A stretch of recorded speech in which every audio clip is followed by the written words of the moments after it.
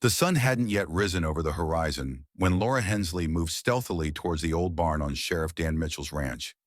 It was precisely 5:45 a.m. The misty air was filled with dew, and within the weathered building, a solitary amber bulb glowed fitfully, sending jagged shadows along the gravel path. Holding a clipboard with a fake community violation notice, something she'd printed out of a seedy website, Laura disregarded the big no trespassing sign affixed to the fence. In her own mind, rules didn't count for enforcers, a word she enjoyed using in her HOA group messages, where she boasted of catching neighbors with hedges an inch too tall or cars an inch too close to the curb. The Mitchell's Ranch, 2 miles from her immaculate Crestview subdivision, was now her newest fascination. She'd heard dogs barking in the middle of the night and convinced herself that the barn housed an illegal breeding operation. Never mind that Dan and his wife, Sarah, operated a fully licensed therapy dog program with more permits than Laura had sane thoughts. Her resentments followed their own bizarre logic. And this morning, that anger had led her onto private land, equipped with a flashlight, a counterfeit pair of hiking boots, and a can of bear spray attached to her belt. She opened the side door of the barn slowly, boots crunching on straw scattered about as she entered. The air was heavy, hay-smelling with something piercing beneath. Dogs. She didn't see them at first, just that soft amber light and a trickle of loft light spilling down. She pulled her phone out and took pictures. Feed sacks stacked neatly, tools hung in rows. "Evidence," she said. "Illegal kennel. They'll regret crossing me." That's when she heard it, a low, measured growl. Not a bark, not a whimper, a warning. She stood stock still. Her boot caught on a tangle of twine as she spun around. Her heart surged. There in the darkness was a huge black dog. He didn't lunge, didn't blink, just stared at her, eyes fixed, body tense, crouched. This dog wasn't afraid. He was working. Laura's fingers struggled to the bear spray, shaking. The dog did nothing. He allowed her to go into a panic. Worse was that. A second dog emerged. A lighter-colored coat, a clipped identification tag, a scar running down his flank. He patted softly, moving between Laura and the doorway. Her breath caught. She was trapped. She tried to scream, but what escaped was a strangled yelp. The black dog took one step forward. Her hold on the spray slipped again. Then, boots scuffed across the barn floor. A figure materialized out of the darkness. Sarah Mitchell moved into the light. Utility jacket, sheriff's department hat, thermos in her hand, radio strapped to her hip, voice even, almost soft. "Say hello to Shadow," she said, smiling at the black dog. "And that's Rex by the door. I'd remain honest still, unless you wish to discover which one knocked down a smuggler last spring." Laura's complexion paled. "I was simply searching for a lost dog," she stuttered. Sarah arched an eyebrow. "Third different story this week. Try harder." Laura's gaze skittered, searching for an escape. "You can't simply let dogs assault people. I have rights." Sarah topped herself off with coffee, not concerned. "You can sit quiet and let me call Dan and show him the tape."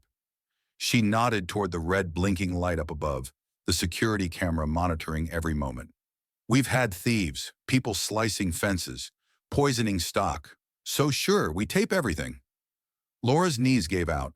She sprawled in a heap of hay, choking on a cloud of dust. Rex let out one quick growl, one that stopped her again. Sarah took a sip. "Sit tight. Sheriff's 10 minutes out." That's when Laura noticed her bear spray was gone.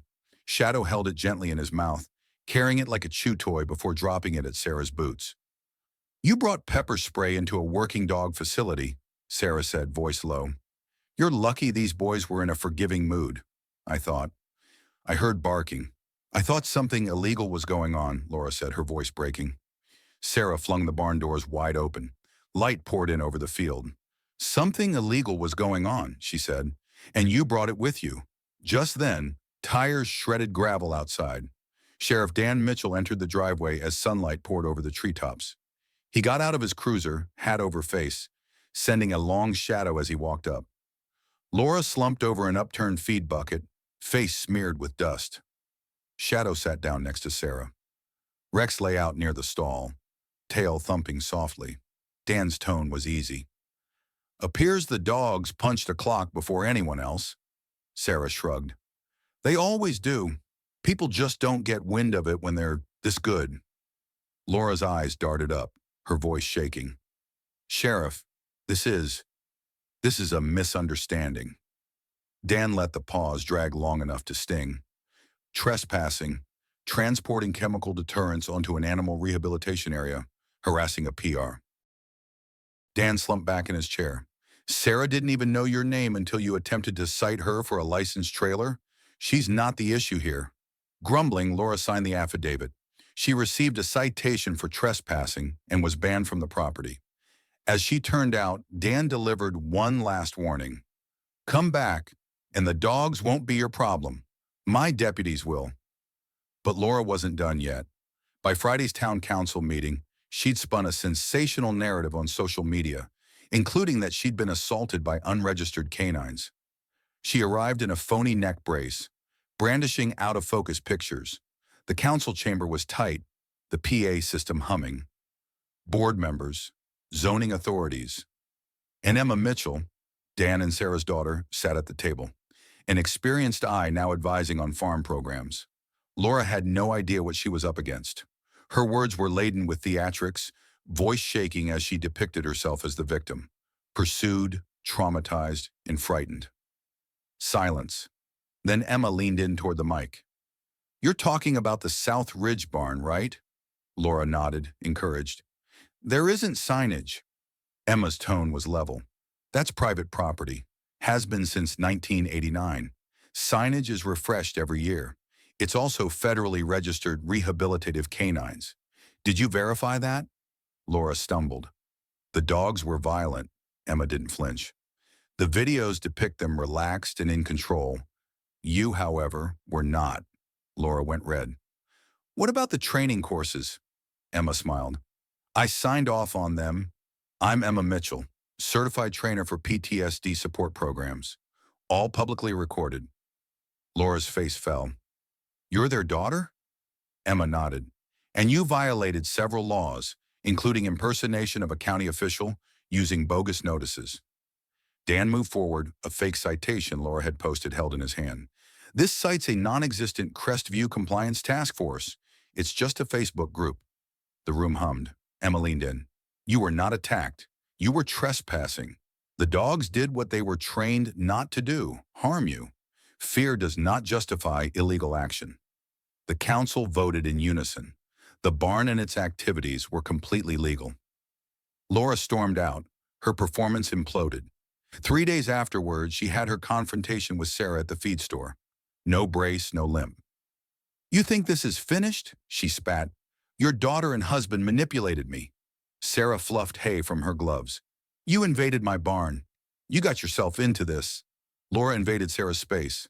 I have a lawyer. I'll sue for slander. I'll take your property. Sarah calmly opened a binder from her truck. Deeds, certifications, a VA grant in her name. This isn't about you, Sarah said. It's about the veterans, the kids, the dogs. And you're fighting the truth. You've already lost. Laura scoffed, then froze, eyes on the documents. Sarah's voice turned cold. You're banned from my property. Next time I'm calling the county, not Dan. But the final blow came Sunday morning. Fog blanketed the ranch. Sarah was brushing Shadow and Rex when the Eastgate sensor pinged. Through the mist, Laura appeared, live streaming herself, talking about public safety and dangerous animals. She crossed the gate, muttering about accountability. Shadow blocked her, silent and still. Rex flanked her. Sarah stepped out. You're live streaming a felony trespass. You're broadcasting it yourself. Laura's voice cracked. I was invited for an inspection. Sarah indicated a new camera. Its red light flashed. No one called you, but the county cameras did. Laura turned around, frightened. You're threatening me with dogs. They haven't moved, Sarah said. But you need to. Gravel crunched beneath tires. Dan's cruiser arrived. He emerged, securing the gate behind him. I saw everything on the feed. You broke a no-contact order. I have evidence, Laura wept. The town witnessed what you did, Dan scribbled in his pad. Evidence of breaking the law. Name Laura Hensley. Violations, trespass, harassment, endangering service animals. Laura collapsed, not in shame, but at being caught. She'd live-streamed her own arrest. Dan cuffed her, not with force, but with finality. The fog rolled in as they drove away. At the barn, Sarah refilled the dog's bowls, restacked the cones, and filed the report. By morning, the tale had gone viral. Trespasser live streams her own arrest at therapy dog facility. No drama, no yelling. Shadow and Rex never lunged. Sarah never yelled. Laura's HOA kicked her out. Her group page disappeared. The town went on. And at the barn, life resumed its beat. Sarah trained, Emma booked visits, Dan checked locks. They never spoke of Laura again. The barn was more than a building. It was a line, and Laura stepped across it. But the truth, aided by faithful dogs in a town that had watched with keen eyes, held firm.